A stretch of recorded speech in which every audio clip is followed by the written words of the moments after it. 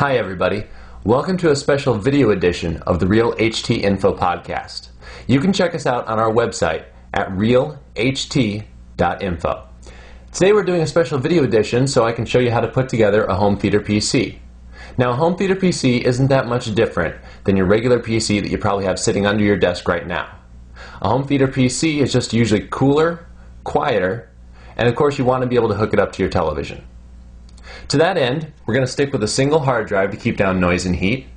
We have a powerful yet energy efficient processor, once again to keep down heat, an energy efficient power supply, a silent video card to keep down the noise, and a case with some big slow fans which are going to keep air moving just as well, yet more quietly than if we were using smaller, fast moving fans. We also have DVI ports on our video card, which I'm going to run directly to my DVI port on my television. But if you have an HDMI port on your television instead, you can run this using a special cable. This card is also capable of outputting component outputs if your television only has those. So, let's get this thing going. Many people like their home theater PC case to look like a home theater component, but this Antec case runs cool, quiet, and it's inexpensive. When it comes to power supplies, you want high efficiency, which means less electricity is wasted on heat instead of powering your components. You also don't want too much wattage. Power supplies run more efficient at the high end of their wattage rating, so if you have about 300 watts worth of components, don't buy a 600 watt power supply, buy a 400 watt power supply. Don't skimp on your motherboard. Not only will a name brand board be more reliable, they will enable you to overclock your CPU for free performance using an inexpensive CPU, or underclock for, once again, cool, quiet energy savings. I'll be doing both with this PC, setting up an underclocked profile for everyday use and an overclocked profile for when I need a little extra horsepower, say, when encoding videos.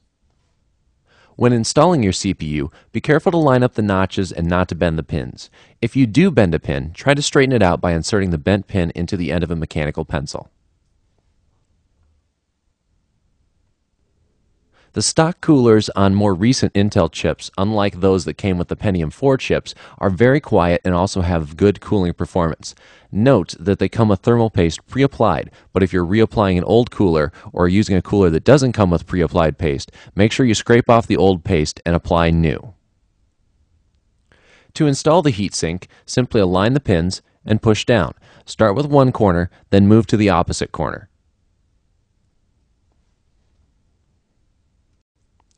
For RAM, I went with DDR2 800. You don't need RAM this fast with most CPUs, but it only costs a little more and it allows you greater flexibility when overclocking/underclocking for motherboards that don't allow you to set the RAM front-side bus separate from the CPU. Make sure, when installing 2 sticks of RAM, that you install them in the matching slots. Refer to your motherboard manual for more information on this. Before you install your motherboard, make sure you switch out the rear panel on your case for the one that came with your motherboard. Odds are the one that came with your case won't fit. Make sure that you install the metal standoffs before installing your motherboard. Use all of the mounting points your motherboard/case offers. The last thing you want is your motherboard flexing and shorting out against your metal case.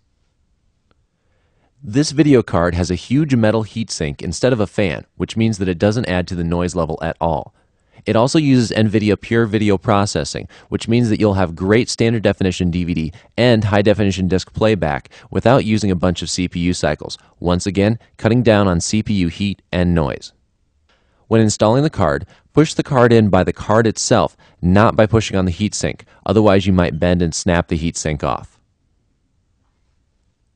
For an optical drive, I just went with a standard DVD burner. The Antec case uses this nifty rail system, which makes installing drives a breeze.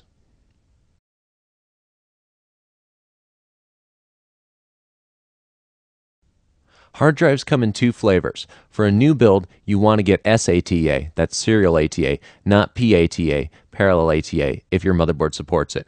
Go with 1 large drive instead of 2 smaller ones to keep noise down, but the bigger they are, the harder they fail. 500 gigabyte drives are great, but when they fail, you'll be losing a lot of info.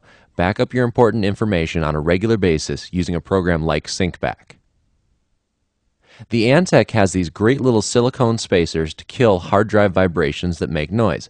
Don't tighten them down too far, otherwise the silicone will be too compressed to effectively absorb vibrations. Once again, Antec makes it a breeze to install components with this removable hard drive cage. Be careful when plugging in all your power and serial ATA connections, and especially when plugging in the rear and front panel connectors to the motherboard. Make sure you read the case and motherboard manuals carefully. If you put the wrong connector on the wrong pins, or put the connector on backwards or upside down, you can fry your peripherals. So there you have it. An hour or two later, and all that needs to be done is to tidy up a few things on the inside, put the case back together, and your hardware is all set. As for the operating system and your various programs, I'll have to leave that for another episode.